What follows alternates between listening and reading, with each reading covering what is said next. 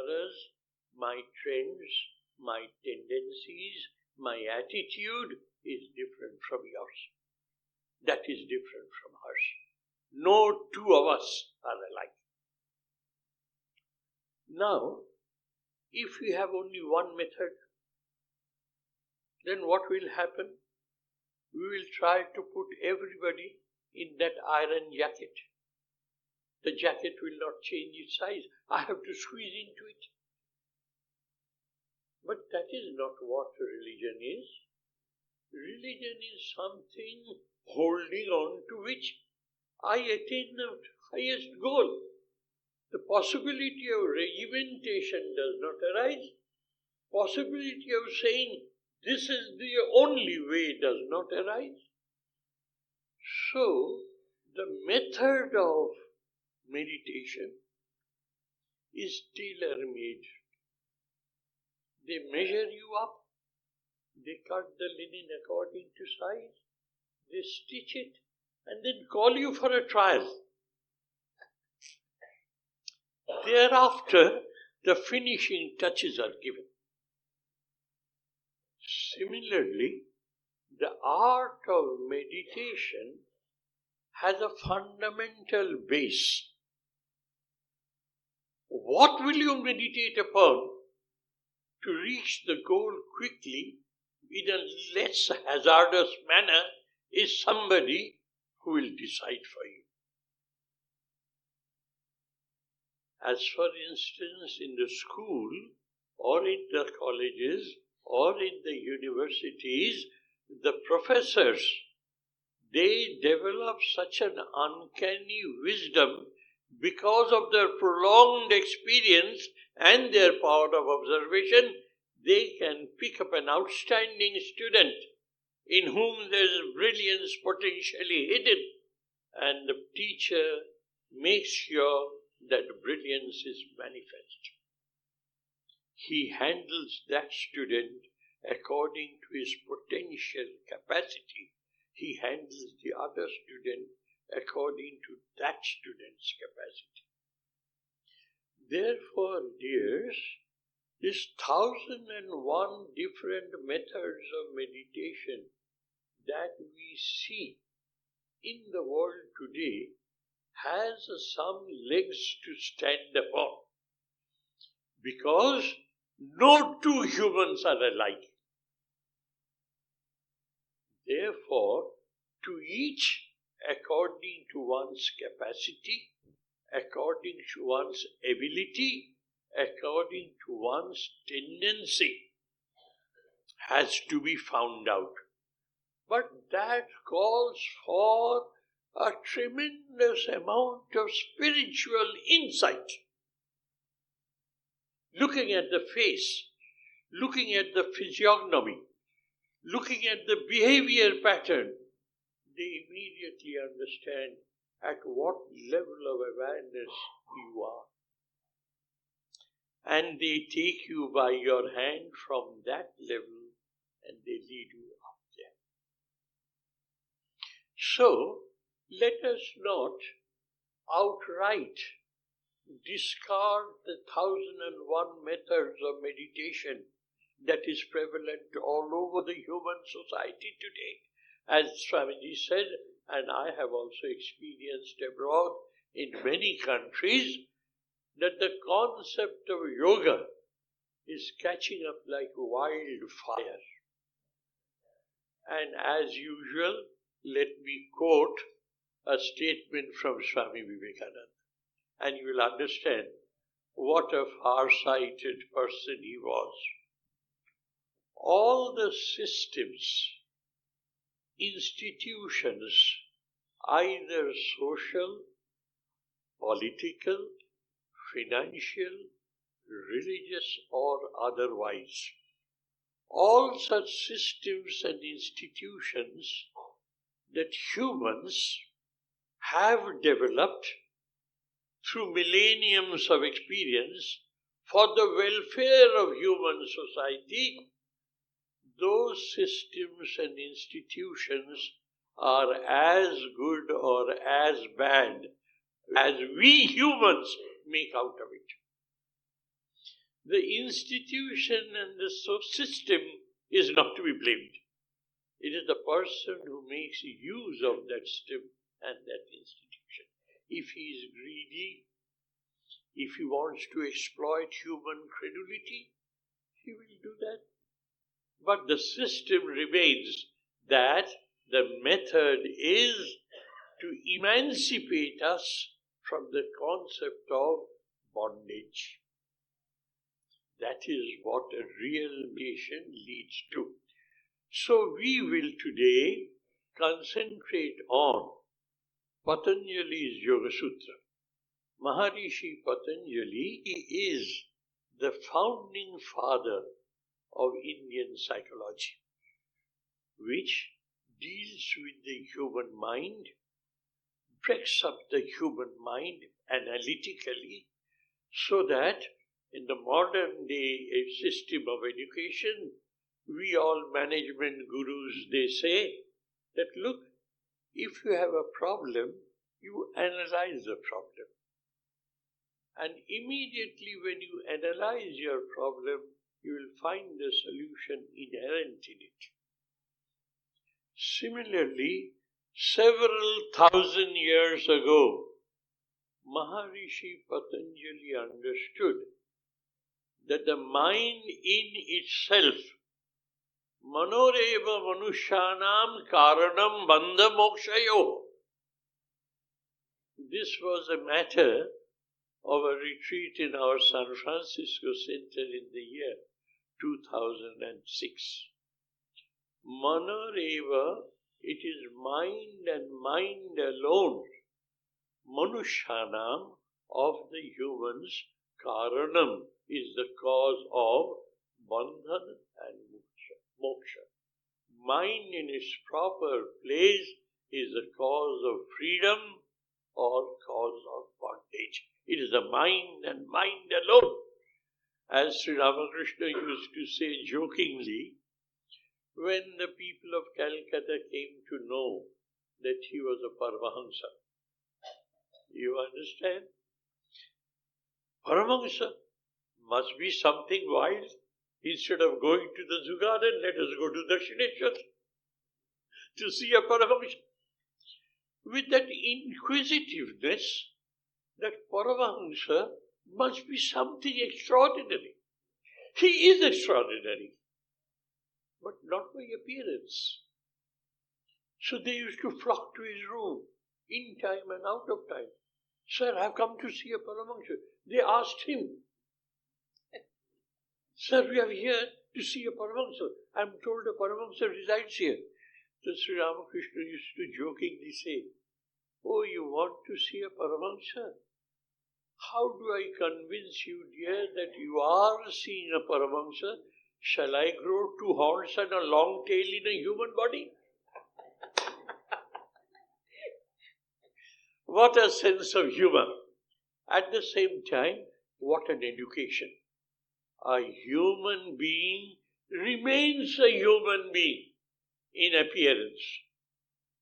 But his mind, his intellect, or what you call his faculties, the sum total of it is personality.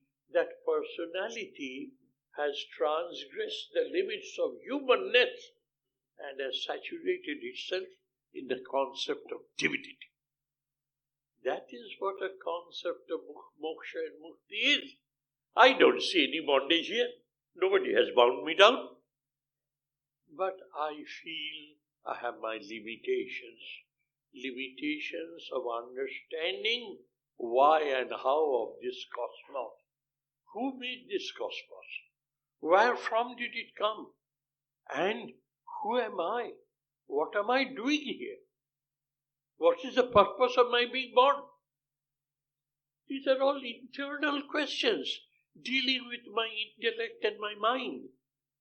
And manoreva karanam manushyanam baddha mokshayo. It is mind and mind alone which is the cause of bondage and cause of freedom. And Maharishi Patanjali, in his Patanjaliya Yoga Darshana, one of the most important branches of philosophy out of 6. Sankhya, Yoga, Vaisheshika Nyaya, Purva Mimamsa and Vedanta. The 6 schools of Indian philosophy. Yoga school and Sankhya school is the most ancient. And he pinpointed that until and unless the mind of a human is totally analyzed, you will not be able to have a control on your mind. As Swami used to say, and as we find in Acharya Shankara's commentaries, that jnana is such, it gives you total control of the object of which you have full knowledge. And that is what material science is doing. A total, complete knowledge of what it is. You have mastered it. It's under your control.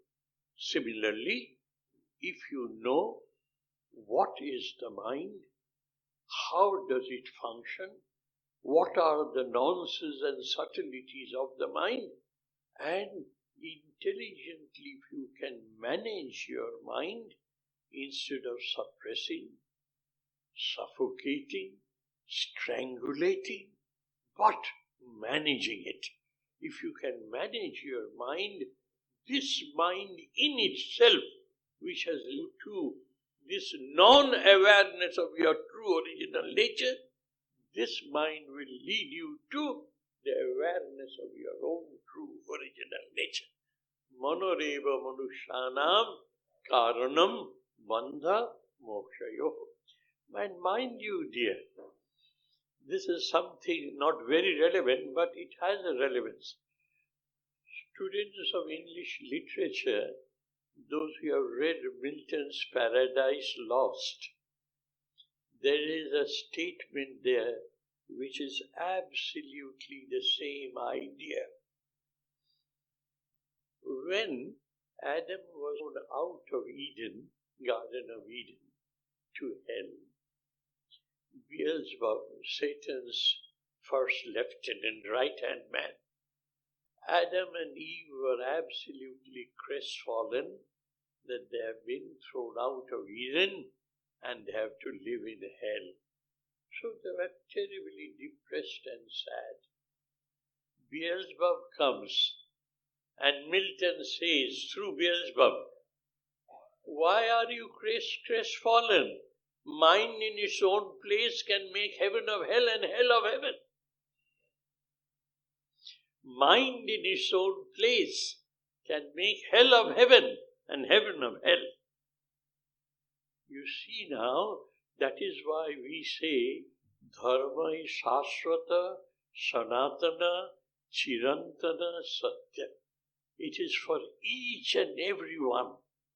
Sri Ramakrishna used to say, the grace of wind is ever flowing. All you need to do is to put up your sail. You'll take advantage of the wind. And in today's, all you need to do is to tune your wireless set as an FM band or an AM band. And you can catch hold of all the wisdom that is flowing around the ether. Similarly, dear, the mind in its own place can create havoc. This we understand in our day-to-day life.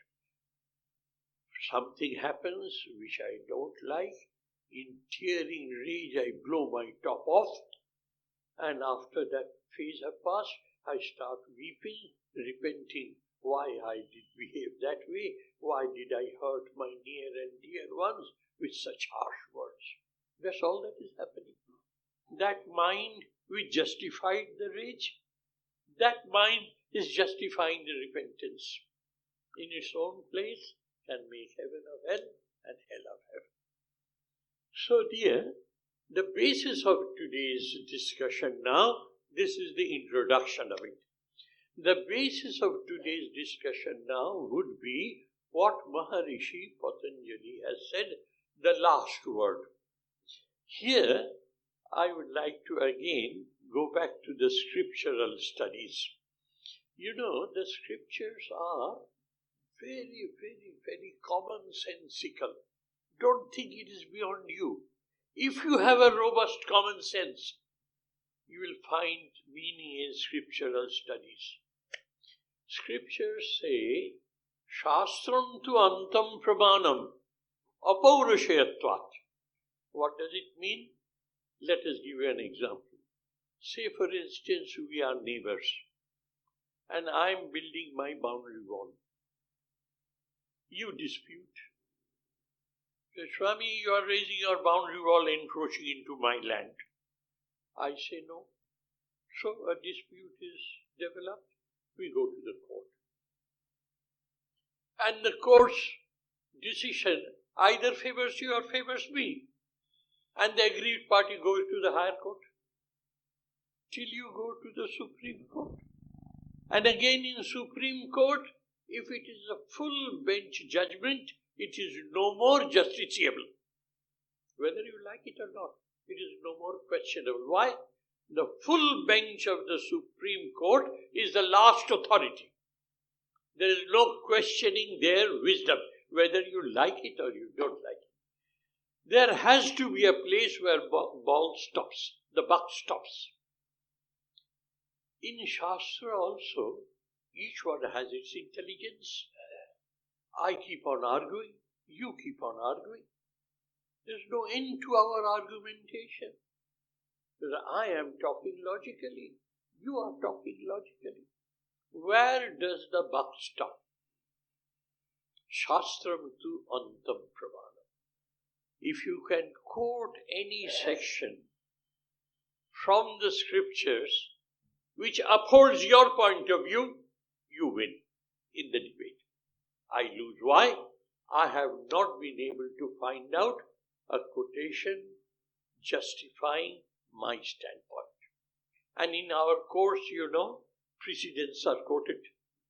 Precedents of previous judgments are quoted. This is what it is. So, Maharishi Patanjali's Yoga Sutra is Antam Pramana. The buck stops there. Therefore, we must be very sure that we try and understand rationally what he is saying and then follow it up according to his dictate and wait and see for myself what is the result that is happening to me, whether it confirms what Patanjali has predicted.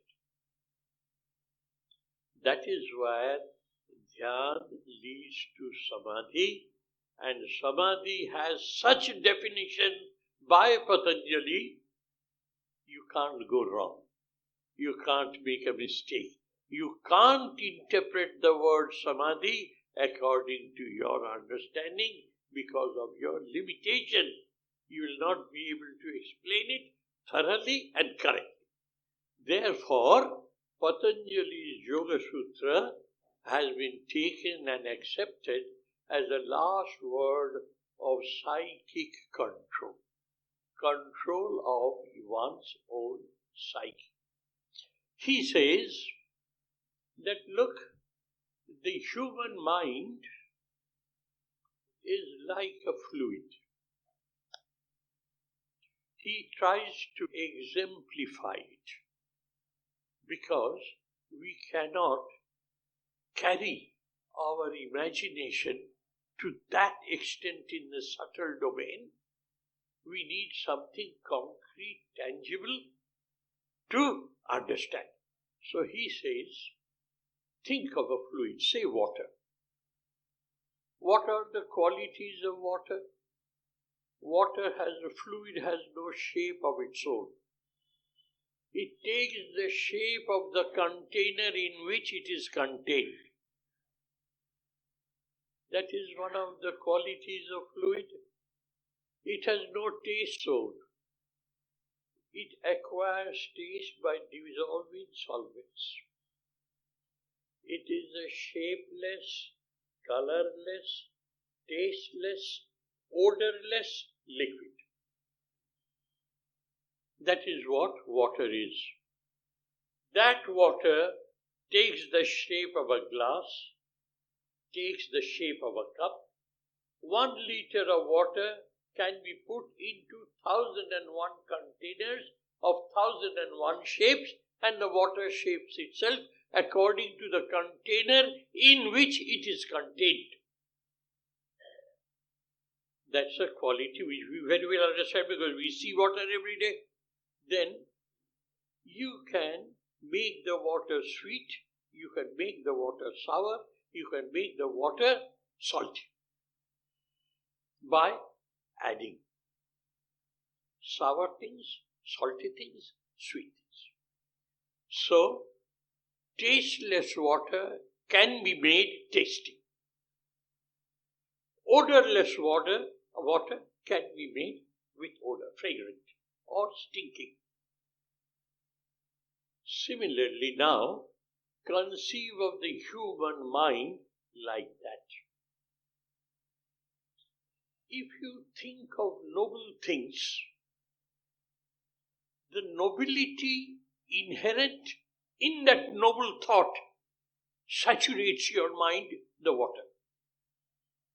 For the time being, the mind becomes noble. Fraction of a moment, that fraction of a moment, the mind becomes noble. And when you are very mean-minded, jealousy, rancor, revengefulness, you have reduced yourself to that level. Mano eva karanam bandha mokshayam. Mano eva manushanam karanam bandha mokshayam. So he says, be very careful now, dears, of what you think. What you think, so you become. Is an English adage, I am not creating it. It's a collection of human wisdom for ages together. What you sow, so you reap. What you think, so you become. The process of being and of becoming, process of evolution by absorption of ideas. So it is getting clearer now. Meditation means I think of something which is very, very, very noble for me. Don't use the word God. Don't use the word Atman. Don't use the word Brahman. Please, for heaven's sake. I'll come to that. I'll not deny you the pleasure of talking about Brahman and Atman. Let us start from where we are. I find in you a nobility. In what form? I know what is your financial status. And I find a poor lady coming and weeping, and you go beyond your capacity and you help the lady, denying yourself the pleasures of life. I see it with my own eyes. And I start admiring. Oh, what a nobility. That admiring the quality that I see in you. By admiring, I am coloring my mind by that nobility. That means every moment of my life, every reaction that I allow in my mind, in every phase and activity of my life, I am coloring my mind with that idea. I am coloring my mind with that idea. And now, just quietly think, dear, how many ideas I am exposed to in one day of my life. And it is coloring my mind. And it leaves an impression behind known as sanskar. The more I admire good qualities, the more I am absorbing those nobilities, noble ideas, and in the process I am ennobling myself. Now, what is the distinction between this experiencing in my day-to-day life and living and meditation? In meditation, what you do, you sit alone, you sit undisturbed, no diversity, and you imagine the divine is present within you. And you are developing a strong attachment for those qualities of the divine for which you love him. And more you think quietly, undisturbed, with all your other sense organs are not creating any excitement within you, you are concentrating the capacity to absorb. You are absorbing. But in your wakeful state, in day-to-day affair, you are absorbing along with it 1,001 things. So that absorption is not concentrated, it is adulterated. Meditation means you are trying to concentrate on a noble idea in such a manner where possibility of adulteration is at its minimum. Please use your sharp, robust common sense to understand what it is. Don't be carried away by the word Dhyanam. And then we will be making a mistake of being born a Hindu. So, that is why it is said, as it is a common saying in Bengali, Dhyan korbe mone bone kone. In a quiet corner where nobody disturbs you. It is the mind and mind alone which is concerned, or away in the forest where the excitement of civilized life does not disturb you. So now we say we can meditate in any place, any time, in any atmosphere or any surrounding. You are meditating now because you are listening attentively. Along with it, you are aware of this hall, you are aware of this crowd, you are aware who has called this meeting, this. It is adulterated with so many other thoughts. Whereas the word dhyana, meditation, for the purposes of today's retreat, it means that you find out a nook, a corner, where exciting factors are at its minimum, and you think of something which is very dear to your heart, but which is very noble in character. If it is dear to my heart, the meanness of some person, I will be meditating on that meanness, and I will make myself mean. That is why it is said, when you want to meditate for your own spiritual emancipation, meditate on any concept of Godhead. Any concept of Godhead. Why? God is ever pure, ever loving, ever forgiving, ever gracious. So, think of God in such a place where there is no external excitement disturbing you. That is the first lesson. It is being said, you choose a place. And then it is said, by law of association, when you go to your office, by law of association, as soon as you sit on that chair, all your responsibilities crop up to your mind. Oh, I have to do this, I have to do this, I have to do this. Why?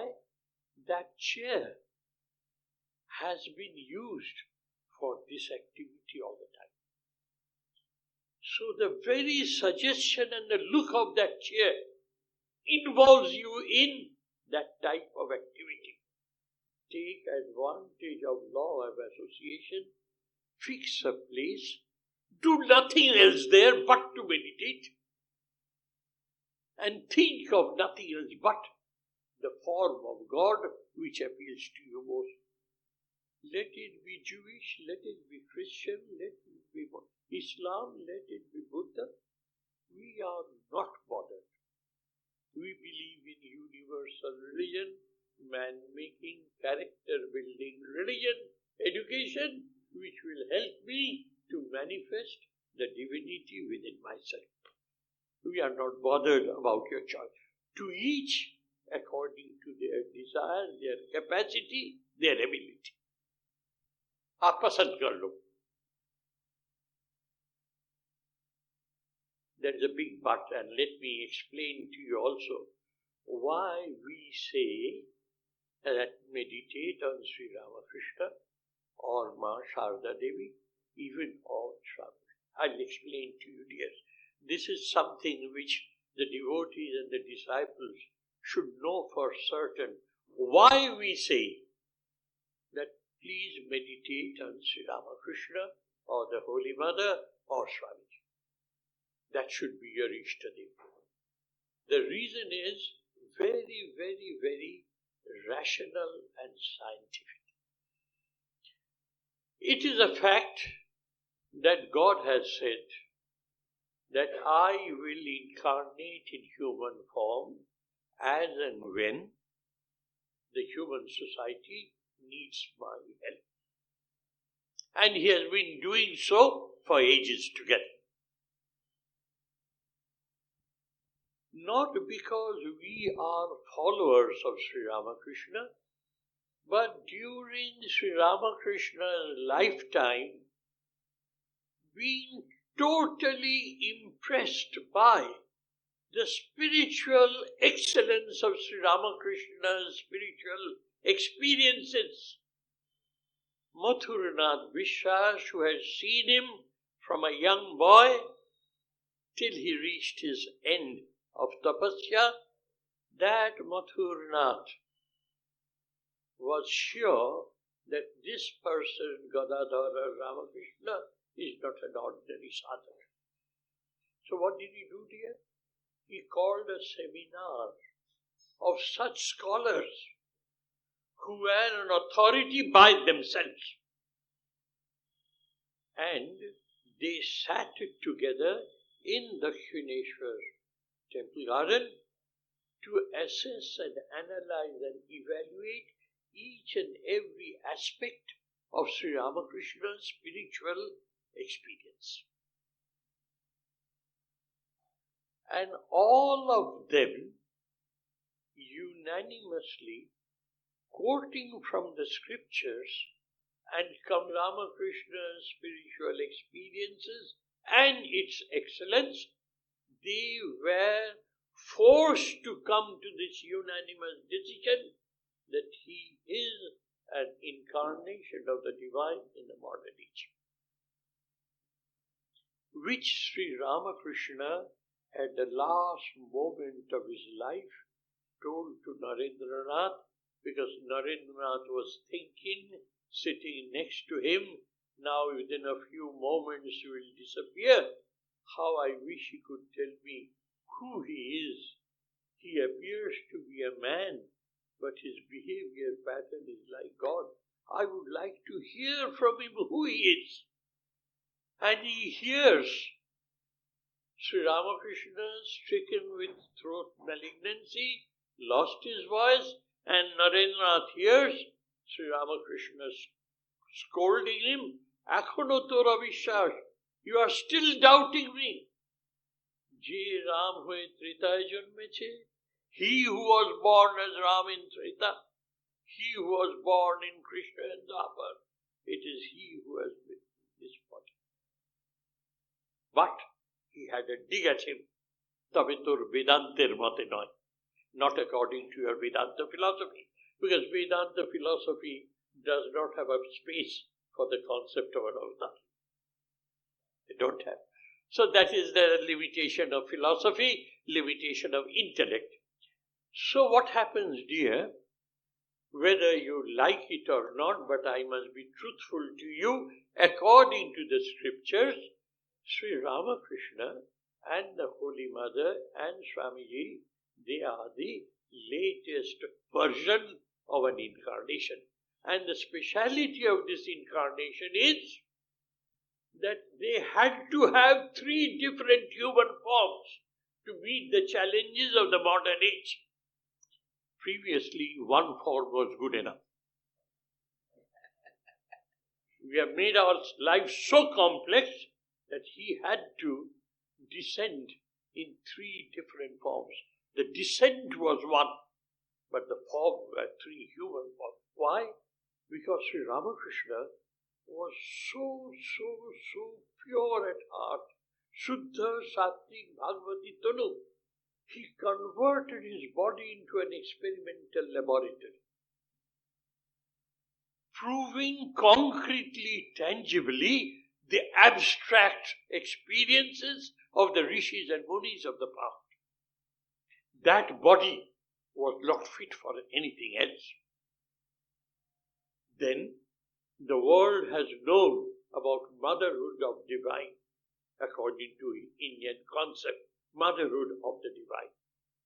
But apart from the Puranic concepts, the world has not seen what is that motherhood of the divine if she is born in human flesh and blood.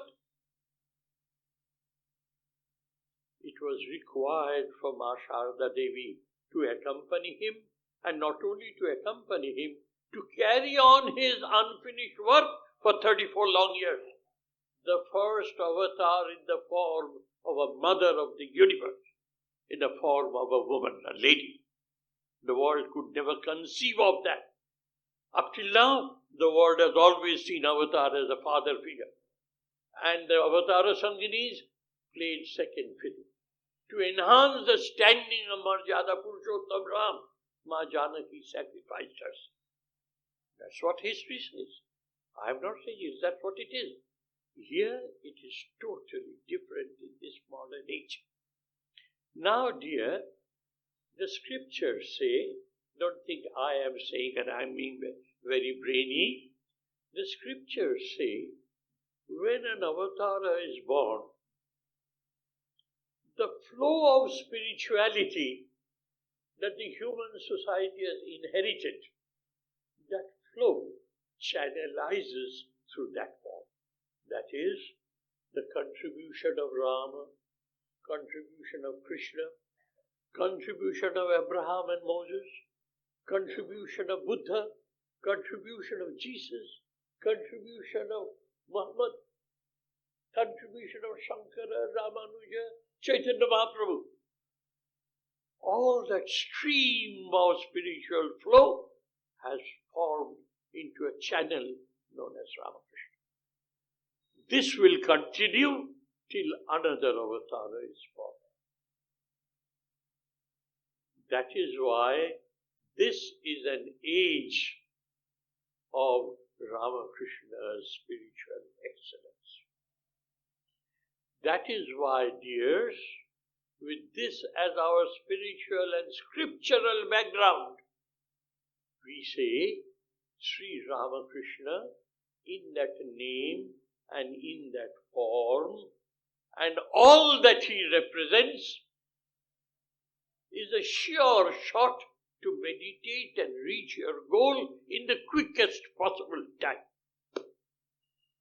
His presence, the proximity of his presence in time, has such an overbearing presence that you will be washed away by his purity of thoughts. Apart from your own exertion, apart from your own efforts, he is an added bonus to you.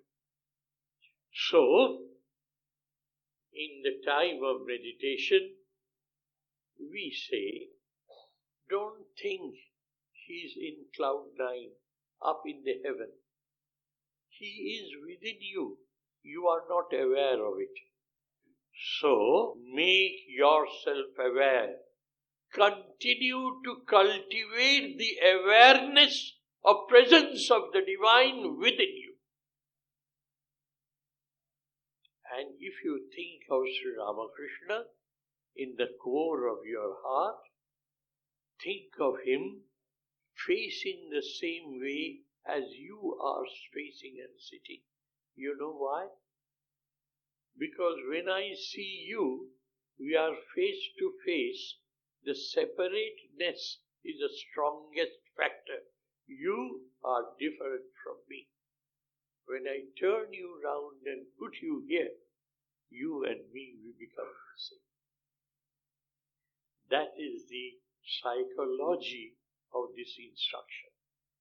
That think of the divine whomsoever you like. But I tell you, the additional advantage of meditating on the latest avatar. Additional advantage, that's all. There's another advantage, that is, his is a photographic replica of actually what he looked like. That actuality of the figure gives you the actuality of the ideas which he denotes in his body. So, you start meditating on him. What is this meditating on him?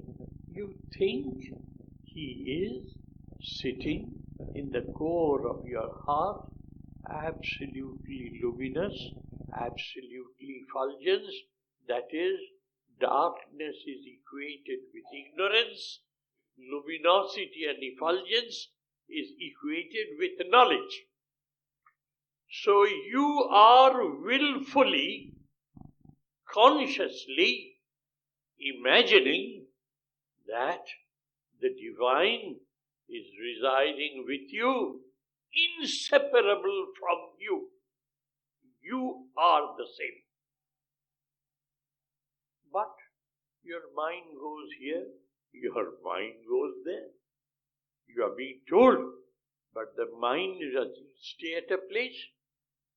So see the rationality and the robust common sense of the Rishi Patanjali. What is it? Let us stop here, explain to you, then we will come back here. I am using certain words. They are sounds. And you are nodding your assent. You are understanding. I am saying water. There is no water here, but you nod your head. You understand what I mean? But there is no water to be seen here. What has happened here? A sound wave of a particular modulation is being generated by me.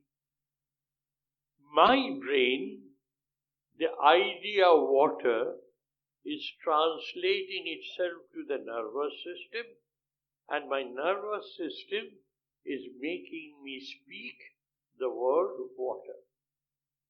And that vibration in ether reaches your ears. It vibrates your ears. And that vibration stimulates your nervous system, the audio nerves. And the audio nerves leads that sensation to that portion of the brain which can transform that sensation into an idea. And you know idea water, and you start nodding at it. That is, the sound is a vehicle of conveying an idea. The sound is a vehicle of conveying an idea. Ramakrishna is a sound. You are asked to repeat the word Ramakrishna in a rhythmic manner. Ramakrishna, Ramakrishna, Ramakrishna, Ramakrishna. The word has an idea hidden into it. And you anchor yourself on that word. You are supposed to use it rhythmically. Japa. What are you doing? You are rhythmically stimulating your nervous system. And the nervous system is rhythmically enlarging the meaning of Ramakrishna, the divine, the ever pure, the softest, sweetest, the most forgiving, forbearing, gracious being is Ramakrishna. Oh, I love him with my whole heart. So you are anchoring yourself in the word Ramakrishna, and by rhythmic repetition, you are rhythmically stimulating your thoughts, and because of the love involved, you are absorbing that idea, and that tasteless liquid known as water is absorbing the nectar of the ideas Sri Ramakrishna. And it has started the process of being and becoming. Process of being and becoming has started. You put a drops of sugar in water. The water gets sweeter and sweeter and sweeter and sweeter. And a time comes when it doesn't dissolve. What do you say? The water is saturated. Personality will be saturated with Sri Ramakrishna. And you become one with Sri Ramakrishna. That's all that happens. Forget about all other things. Use your common sense.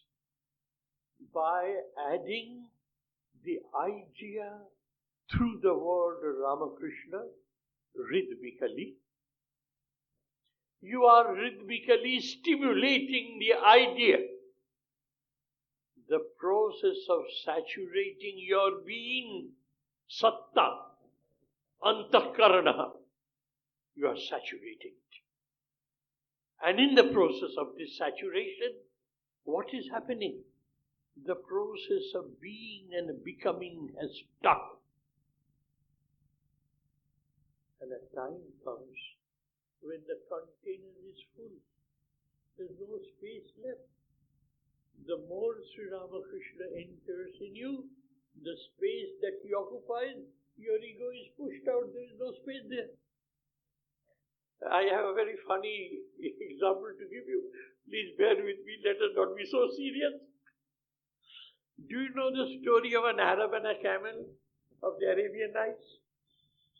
The story is, an Arab had nobody in the world as his own, but a camel. And they were so friendly, they could communicate with each other. The Arab only had a small tent. The camel used to carry. They used to move from place to place. And at night time, in the tent, the Arab used to squeeze in and the camel used to get outside. One night what happened, they didn't get a shelter in the mid-desert. The Arab set his tent and went into. It was a terrible cold night. So after a while, the Arab hears the camel saying, "My friend, it is terribly chilly outside. Will you kindly permit me to put my nose into the tent? Nose is the softest place for winter." So, by all means, my dear, by all means, put your nose in. So he puts his nose in. After a while he says, "It is insufferable. My ears are freezing. May I put my head in?" "Yes, dear, put your head in." With Arab's consent, he puts his head in. Slowly and slowly what happens? The camel enters the tent, the poor Arab is thrown out. That is a story from the Arabian Nights. Now let me reverse the story for you. Let us get the moral of that story. You have decided to saturate yourself with the nobility and the idea of Sri Ramakrishna's spiritual excellence, oneness with the divine. You have decided that. That is your tent. There you are couching in, enjoying your meditation. Agreed? And slowly you forget. Arab is forgetting and sleeping in the tent. The camel reminds him, I am here and I am suffering because of your negligence. God says, my children, I am suffering because of your lack of remembrance, lack of awareness that I do exist and my place is in your heart. You have filled it up with all dirt and muck and I am roaming around elsewhere. He reminds you and tells you, repeat my name slowly. And the nose gets in. And slowly, with your consent, that is your cooperation, your effort to meditate, you are totally saturated by the awareness of presence of the divine within yourself, and your ego has been pushed out. That's the end all and be all of meditative life. That is what we are supposed to understand today and to practice for a while. Now let us have a short break. You can have it straight away. You write that. No, हमने तो बता दिया, बुद्धिज्ञान बना दिया, तुम बनाओ. ये सब तुम्हारा इलाका है.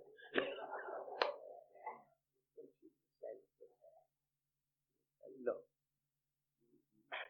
If you have been initiated elsewhere, whatever may be your Ishtadev, please sit quietly for a while.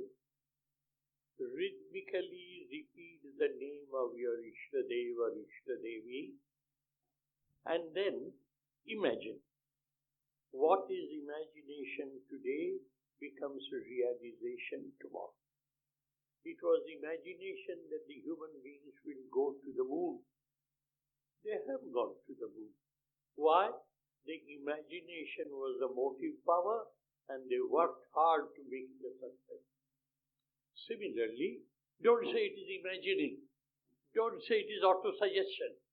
It is auto-suggestion, it is imagination. But this imagination and auto-suggestion will dehypnotize you.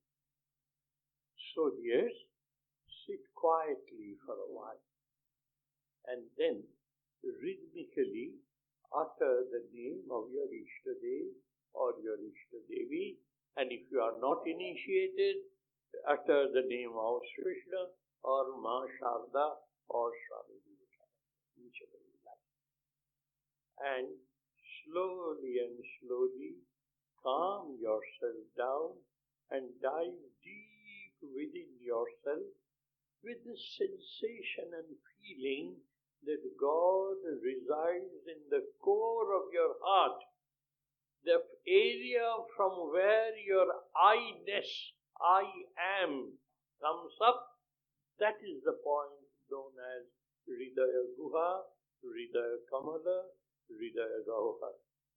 So, at that point, dear, hold your mind and rhythmically repeat that name, which will stimulate your thinking and keep you occupied so that that void is not filled up by the dirt of the world. Let us do that for a few minutes. Thank you.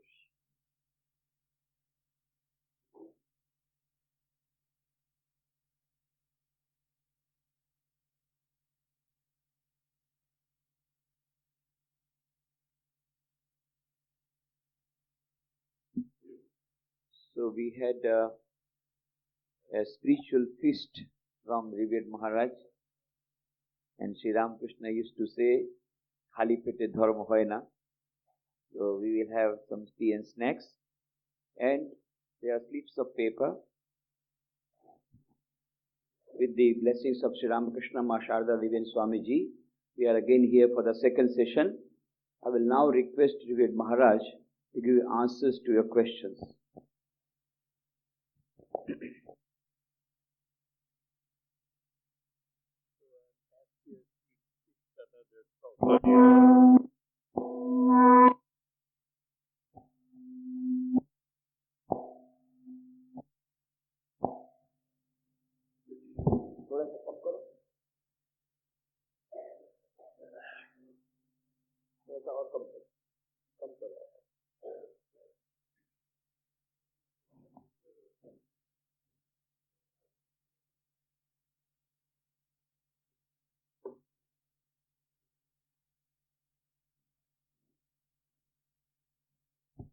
The first question is not very relevant to the subject. With Mr. Ravindran's permission, let me keep it for a later stage.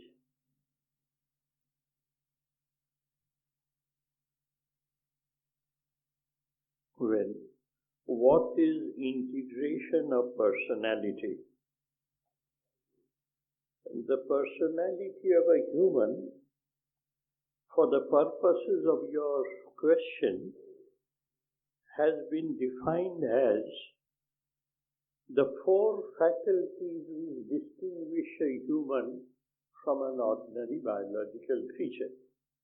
The four faculties are the faculties of rationality, emotionality, ingenuity, and indomitable will. These are the four faculties which a human being has as a process of natural evolution from basic biological creatures. Integration of human personality means that these four grow together in an integrated manner so that you don't move off tangentially, highly intellectual without any heart. Well, heart and head has blended together, highly impractical. That is not an integration of personality. So integration of personality according to our scriptural language, a person in whom jnana, karma, bhakti and yoga, that is self-control, when all these four have integrated together and the man has raised himself to the height of the divine, we call him to have an integrated personality. Is it clearly understood?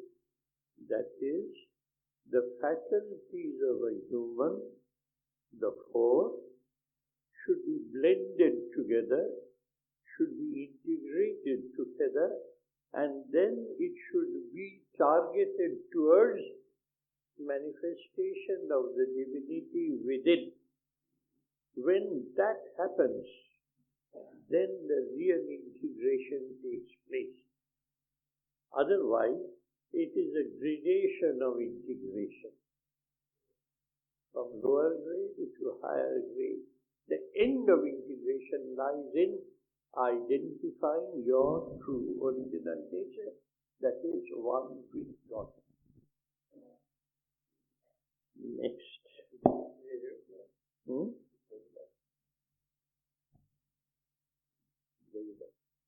Now let me read. My son is always on tour for his business. While at home he is able to meditate and perform asanas at a fixed place. What should we do when on tour at different places in hotels? Valmiki Desai. That's a very practical difficulty. Now, you have only mentioned asana. Generally, we also do a lot of touring. So what we do is, we carry asana on which we sit to meditate. The place makes no difference. That asana becomes the suggestion to law of situation. If it is in a hotel, if he puts on no disturbance sign, do not disturb sign on the door, and lock it from inside, it is more calm than his own home.